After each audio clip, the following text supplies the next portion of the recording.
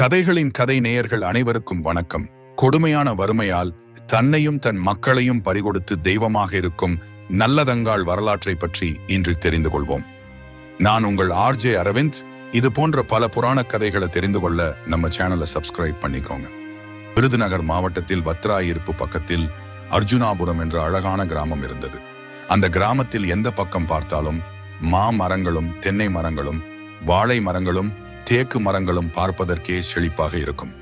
இந்த அர்ஜுனாபுரத்தை தலைமை இடமாக கொண்டு மதுராபுரி நகரத்தில் பிறந்த ராமலிங்க மகாராஜா. இவருக்கு இந்திராணி என்ற மனைவி இருந்தார். இவருக்கும் இந்திராணிக்கும் திருமணம் முடிந்து பல வருடங்களுக்கு பிறகுதான் குழந்தை பேறு கிடைத்தது. மொத்தம் அவர்களுக்கு 2 குழந்தைகள் இருந்தனர். மூத்த குழந்தை பெயர் நல்லதம்பி, இளைய குழந்தை நல்லதங்காள். இந்த 2 குழந்தைகளுமே நல்ல செல்வ செழிப்புடன் வளர்ந்து வந்தனர். சில நாட்களுக்கு பிறகு ராமலிங்க மகாராஜாவுக்கு முதுமை காலம் வந்தது. தான் உயிரோடு இருக்கும் போதே நல்லதம்பிக்கு முடிசூட்ட வேண்டும் என்று முடிவு செய்தார். உடனே குந்தல தேசத்தை ஆட்சி புரிந்து வந்த கோமகனின் மகள் மூழி அலங்காரியை திருமணம் செய்து வைத்தார். திருமணம் முடிந்த 10வது நாள் நல்லதங்காளின் தாய் இந்திராணி இறந்து விட்டார். மனைவி இறந்த துயரத்தாலும் தன்னுடைய மகளுக்கு இன்னும் திருமணம் முடித்து வைக்கவில்லையே என்ற துக்கத்தில் ராமலிங்க மகாராஜா சில நாட்கள் கழித்து இறந்து விட்டார். தாயும் தந்தையும் இறந்த பின்னர் நல்லதங்காளின் அண்ணன் நலல் தம்பி அவளை அதிக பாசத்துடன் வளர்த்து வந்தார். இனி தனது தங்கைக்கு திருமணம் செய்து வைக்க எண்ணிய நல்லதம்பி நிறைய நல்ல வரன்களை எல்லாம் பார்த்தார். மானாமதுரையில் உள்ள காசிராஜனுக்கு தனது தங்கையான நல்லதங்காளை திருமணம் முடித்து வைக்க எண்ணினார் நல்லதம்பி. சித்திரை திங்கள் புதன்கிழமை அன்று அர்ஜுனாபுரத்தில் கோலாகலமாக திருமணம் நடந்தது. நல்லதம்பி தனது தங்கையான நல்லதங்காளுக்கு நிறைய சீதனம் கொடுத்தார்.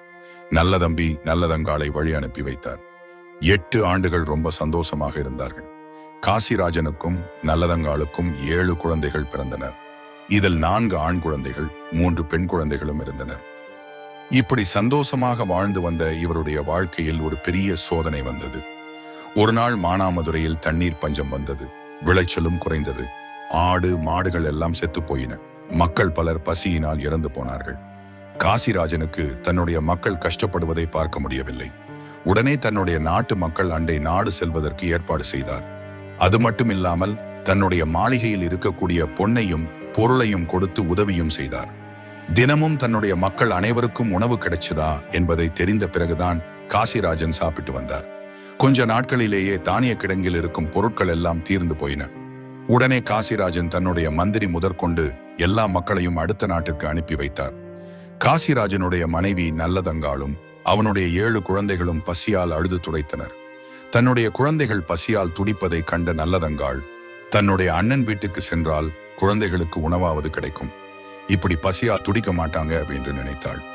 இதை எப்படி காசிராஜனிடம் கொள்வது என்று நினைத்து காசிராஜனையும் தன்னுடன் கூட்டி சென்று விடலாம், அப்போது வறுமையிலிருந்து தப்பித்து விடலாம் என்று நினைத்து தன்னுடைய விருப்பத்தை காசிராஜனிடம் சொன்னாள் நல்லதங்காள். காசிராஜனிடம் நல்லதங்காள் என்னுடைய அண்ணன் வீட்டிற்கு செல்லலாமா என்று கேட்டாள். இதை கேட்டதும் காசிராஜனுக்கு கொஞ்சம் கூட விருப்பமில்லை. அதற்கு காசிராஜன், நான் இந்த நாட்டிற்கு அரசன், எந்த நிலை வந்தாலும் நான் வரக்கூடாது.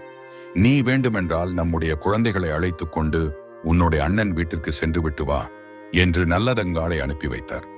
நல்லதங்காளும் குழந்தைகளுக்கு நல்ல உணவு கிடைக்கும் என்று சந்தோஷத்தில் அவர்களை அழைத்து கொண்டு தன்னுடைய அண்ணன் வீட்டிற்கு நடந்து சென்றார். காடு மேடு கடந்து நல்லதங்காளும் அவர்களுடைய 7 குழந்தைகளும் மானாமதுரையில் இருந்து காட்டு வழியில் சென்றார். அப்போது நல்லதங்காளுக்கு வழி தெரியவில்லை. பக்கத்தில் இருந்த மரத்தின் அடியில் இளைப்பாறினார் நல்லதங்காள் குழந்தைகளுடன். பசி பசி என்று குழந்தைகள் அழுது கொண்டே இருந்தன. அதைக் கண்டு நல்லதங்காளும் கதறி அழுதாள். நல்லதங்காளின் அழுக்குரலை கேட்டதும் வேடர்கள் எல்லோரும் ஓடி வந்து நல்லதங்காளிடம் விசாரித்தனர். தலைவிரி கோலமாக பசியால் மெலிந்து போய் யார் என்றே அடையாளம் தெரியாமல் இருந்த நல்லதங்காளை பார்த்தவுடன் வேடர்குல தலைவன் வாய்விட்டு அழுதார். ஏனென்றால் அந்த வேடர்குல தலைவன் யார் என்றால் நல்லதம்பிதான், நல்லதங்காளின் உடன் பிறந்த அண்ணன். ஏன் வேடர் கோலத்தில் வந்தார் என்றால் ஒரு புலி ஒன்று ஊர் மக்களை துன்பப்படுத்தி கொண்டே இருந்தது. அந்த புலியை வேட்டையாடவே வேடர் உருவத்தில் இருந்தார். நல்லதம்பி நல்லதங்காளை பார்த்து கதறி அழுதார். அதன் பிறகு நடந்ததை எல்லாவற்றையும் நல்லதங்காள் தன்னுடைய அண்ணனிடம் சொன்னாள். இதை கேட்டதும் நல்லதம்பி நல்லதங்காளிடம், தங்கையே, நான் வந்த வேலை இன்னும் முடியவில்லை. வேலை முடிவதற்கு இன்னும் 2 நாட்கள் ஆகும். முதலில் பசியால் உன்னுடைய குழந்தைகளை அழைத்து கொண்டு அரண்மனைக்கு போ. அங்க அண்ணி உனக்கு வேணுங்கிறதையெல்லாம் தருவாள் என்று சொன்னார் நல்ல தம்பி. அதன் பிறகு தன்னுடைய பரிவாரங்களை அழைத்து என்னுடைய தங்கை நல்லதங்காளை அரண்மனைக்கு அழைத்து செல்லுமாறு உத்தரவிட்டான். அந்த நேரத்தில் அர்ஜுனாபுரம் அரண்மனை மாடத்தில் பெண்கள் எல்லோரும் தனக்கு சேவகம் செய்ய ரொம்ப சந்தோஷமாக உட்கார்ந்து இருந்தார் நல்ல தம்பியின் மனைவியான மூலி அலங்காரி. மூலி அலங்காரிக்கு செந்திலபதி என்ற தம்பி இருந்தார். இவர் நல்லதங்காளும் அவளுடைய குழந்தைகளும் அரண்மனைக்கு வருவதற்கு முன்னாடியே காட்டில் நடந்த நிகழ்ச்சியை தன்னுடைய சகோதரி மூலி அலங்காரியிடம் அவசர அவசரமாக சொன்னார். இதை கேட்டதும் மூலி அலங்காரிக்கு பயங்கரமாக கோபம் வந்தது. அடடா, நல்லதங்காள் மறுபடியும் அரண்மனைக்கு வந்து விட்டாளா? இனி இங்கு இருக்கும் சொத்தை எடுத்துக்கொண்டு சென்று விடுவாள் என்று நினைத்து அங்கிருந்த பணிப்பெண்கள் அனைவரையும் போகச் சொல்லிவிட்டாள். அரண்மனையில் உள்ள உணவுப் பொருட்கள் எல்லாவற்றையும் பாதாளத்தில் உள்ள அறையில் கொண்டு போய் மறைத்து வைத்தாள். அதன் பிறகு தானும் ஒரு மூலையில் சென்று படுத்துக் கொண்டாள். கொஞ்ச நேரத்தில் அரண்மனை வாயிலை நுழைந்தவுடன் வாசல் கதை அடைத்து இருந்தது. உடனே நல்லதங்காள் இங்கே ஏதோ தவறாக இருக்கிறது என்று உணர்ந்து கொண்டாள். கதவிற்கு அருகில் சென்றதும் நல்லதங்காள் அண்ணி கால் கைகள் எல்லாம் வலிக்கிறது. என்னுடைய பிள்ளைகள் பசியால் அழுகிறார்கள். கதவை திறங்க அண்ணி என்று கதவை தட்டினாள். ஆனால் மூலி அலங்காரி கதவை திறக்கவில்லை. அதன் பிறகு அழுது கொண்டே இறைவனாகிய சிவபெருமானை நினைத்து, ஈஸ்வரனே, என்னுடைய பிள்ளைகள் பசியார கதவை திறங்க என்று கதறி அழுதாள். கொஞ்ச நேரத்தில் அரண்மனையின் கதவுகள் தானாகவே திறந்தது. உடனே நல்லதங்காள் தன்னுடைய குழந்தைகளை அழைத்துக் கொண்டு மூலு அலங்காரி இருக்கும் இடத்திற்கு சென்றாள். அண்ணி, என்னுடைய பிள்ளைகள் பசியால் துடிக்கின்றனர், ஏதாவது சாப்பிடுவதற்கு கொடுங்கள் என்றாள் நல்லதங்காள். உடனே மூலி அலங்காரி, நானே உடம்பு சரியில்லாமல் படுத்திருக்கிறேன். காட்டிற்கு சென்ற உனது அண்ணன் அவர்கள் நல்லபடியா படைகளோடு திரும்பி வர வேண்டும் என்று அனைவரும் விரதம் இருக்கிறோம். அதனால் எதுவுமே சமைக்கவில்லை என்று பதில் சொன்னார். இதை கேட்டதும் நல்லதங்காள், சரி அண்ணி, அண்ணன் வரும் வரை நான் பசியை பொறுத்துக் கொள்வேன். ஆனால் எனது குழந்தைகள் பசியார ஏதாவது கொடுங்க என்று கூறினாள். நான் அந்த அரிசியை வைத்து நான் எனது குழந்தைகளுக்கு உணவு சமைத்து கொடுக்கிறேன் என்று பணிவுடன் கேட்டாள் நல்லதங்காள். மூலி அலங்காரி நல்லதங்காளை பார்த்து, உனக்கு தெரியாதா, எங்களுடைய நாட்டிலும் பயங்கர பஞ்சம், விளைச்சலே இல்லை, அரிசிக்கு நான் எங்க போறது? கொஞ்சம் கேழ்வரகு வேண்டுமென்றால் தருகிறேன் என்று கூறிக்கொண்டு அதை உன்னுடைய பிள்ளைகளுக்கு கொடு என்று சொல்லி தன்னுடைய பணிப்பெண்ணை அனுப்பி வைத்தாள். அதன் பிறகு மூலி அலங்காரி இன்னொரு பணிப்பெண்ணை அழைத்து, நல்லதங்காளுக்கு ஒரு பச்சை மட்டையும் ஓட்டை பானையும் கொடு, அதை கொண்டு சமைக்கட்டும் என்று கூறினாள். அந்த பணிப்பெண்ணும் நல்லதங்காளுக்கு ஒரு பச்சை மட்டையும் ஓட்டை பானையும் கொடுத்தாள். எப்படியோ கேழ்வரகை அரைத்து கஞ்சு காய்ச்சுவதற்காக அடுப்பை பற்ற வைத்தாள் நல்லதங்காள். அடுப்பு எரியவே இல்லை. உடனே நல்லதங்காள் அழுது கொண்டே, தாயே அன்னபூரணி, நான் பத்தினி என்றால் இந்த அடுப்பு எரிய வேண்டும் என்று சொன்னாள். உடனே அடுப்பு கொழுந்து விட்டு எரிந்தது. இதை பார்த்த பணிப்பெண்கள் பயந்து போய் மூலி அலங்காரியிடம் ஓடிப்போய் இந்த விஷயத்தை கூறினர். இதை கேட்டதும் மூலி அலங்காரிக்கு கோபம் வந்து நல்லதங்காள் இருக்கும் இடத்துக்கு வந்தாள். மூலி அலங்காரி நல்லதங்காளை பார்த்து, உன்னுடைய திருமணத்தின் போது நீ எடுத்துக்கொண்டு சென்ற செல்வம் எல்லாம் பத்தாது என்றா இந்த அரண்மனையை கொளுத்த பார்க்கிறாய் என்று சொல்லிவிட்டு கேழ்வரகு கஞ்சி கொதித்துக் கொண்டிருக்கும் பானையை தனது காலால் எட்டி உதைத்தாள். பானையில் உள்ள கஞ்சி எல்லாம் தரையில் சிதறி கிடந்தன. இதை பார்த்ததும் பசியால் இருந்த நல்லதங்காளின் குழந்தைகள் தரையில் சிதறிய கஞ்சியை வழித்து குடித்தனர். நல்லதங்காளுக்கு இந்த காட்சியை பார்க்க முடியவில்லை. இனியும் இங்கு இருந்து அவமானப்படக்கூடாது என்று நினைத்து கொண்டு தன்னுடைய 7 குழந்தைகளையும் அழைத்து கொண்டு சென்று விட்டாள். பாழடைந்த கிணற்றை தேடி சென்றாள் நல்லதங்காள். தன்னுடைய அண்ணன் வந்தால் தன்னுடைய வழியை தெரிந்து கொள்வதற்காக போகிற வழிகள் எல்லாம் ஆவாரம், பூச்செடிகளை உடைத்து போட்டுக்கொண்டே சென்றாள் நல்லதங்காள். கொஞ்ச தூரம் சென்ற பிறகும் எந்த ஒரு கிணற்றையும் காணவில்லை. அந்த காட்டில் 3 பேர் ஆடு மாடு மேய்த்து கொண்டிருந்தனர். அவர்களிடம் சென்று, நல்லதங்காள், எங்களுக்கு ரொம்ப தண்ணீர் தாகமாக உள்ளது, எனவே பக்கத்தில் ஏதாவது கிணறு இருக்கிறதா என்று கேட்டாள். உடனே ஆடு மேய்ப்பவர்களான மூவரி ஒருவர், ரொம்ப தூரத்தில் கருப்பராயன் என்று ஒரு கோவில் உள்ளது, அதை தாண்டி போனால் ஒரு கிணறு இருக்கிறது என்று கூறினான். உடனே நல்லதங்காள் தன்னுடைய குழந்தைகளை அழைத்து கொண்டு கிணறு இருக்கும் இடத்திற்கு சென்றாள். அங்கு சென்றதும் நல்லதங்காளின் குழந்தைகள் அனைவரும் பசிமயக்கத்தில் உறங்கிவிட்டனர். நல்லதங்காளும் தன்னுடைய குழந்தைகளுக்கு அருகிலேயே அமர்ந்து இருந்தாள். அந்த சமயத்தில்தான் நல்லதங்காளின் மனதில் ஒன்று தோன்றியது. எந்த சமயத்திலும் அழையா விருந்தாளியாக யாருடைய வீட்டிற்கு போகக்கூடாது என்று கணவன் காசிராஜன் சொன்னது நினைவிற்கு வந்தது.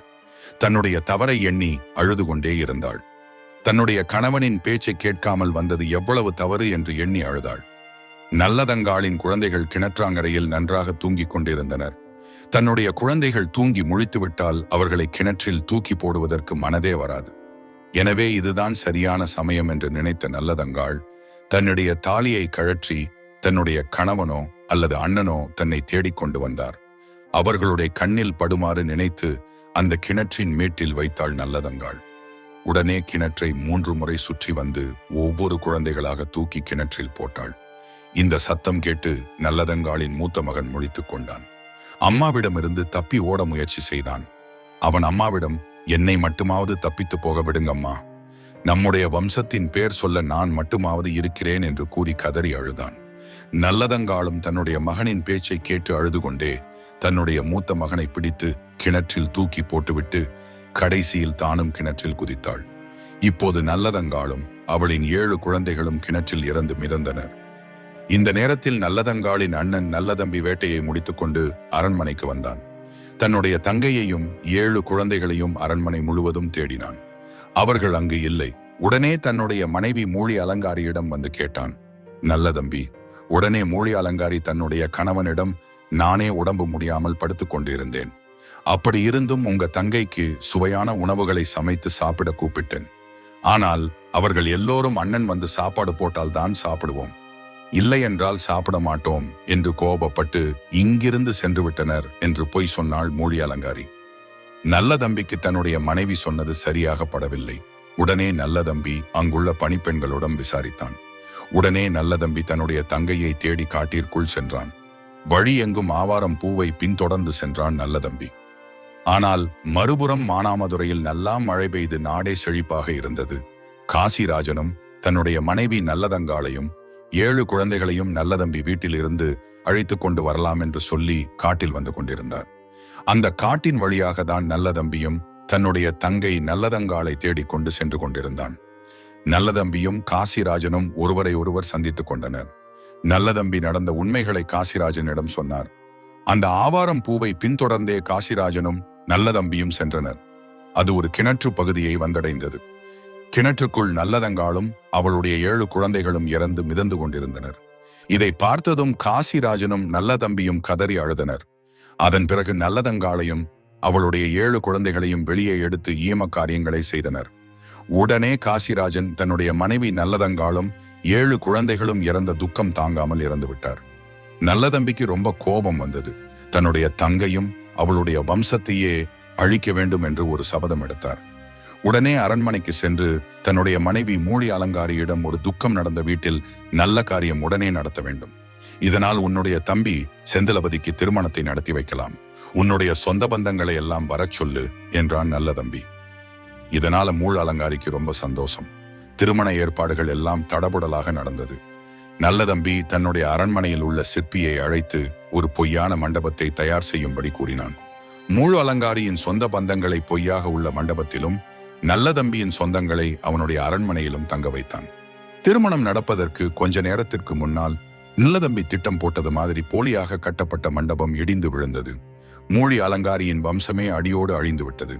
உடனே தன்னுடைய கடமையை நல்லபடியாக முடித்து விட்டோம் என்று நினைத்து கொண்டு நல்லதம்பி ஈட்டி மீது பாய்ந்து உயிரையே விட்டார். பச்சை ஆடை போர்த்திய வயல்களுக்கு மத்தியில்தான் அர்ஜுனாபுரத்தில் கோவில் கொண்டுள்ளார் நல்லதங்காள். இங்குள்ள கோவில் அமைப்பை பார்த்தால் மற்ற கோவில்களைப் போல் இல்லாமல் வித்தியாசமாக இருக்கும். கோவில் கருவறையில் நல்லதங்காள் சிலை கம்பீரமாக இருக்கும்.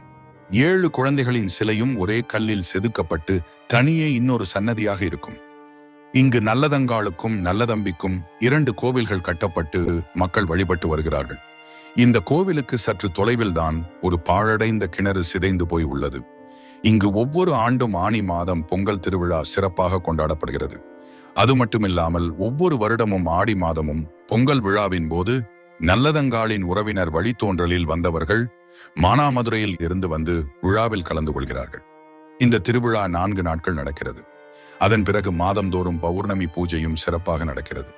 அவர்கள் வாழ்ந்த அரண்மனையின் எஞ்சிய இடிபாடுகள், தற்கொலை செய்து கொண்ட கிணறு போன்றவை இன்றும் பத்ராயிருப்பில் இன்றும் உள்ளது. நல்லோர் தெய்வமாவர் என்ற ஆன்மீக தத்துவத்தின் அடிப்படையில்தான் நல்லதங்காளும் நல்லதம்பியும் வாழ்ந்த அரண்மனை கோவிலாக போற்றப்படுகிறது.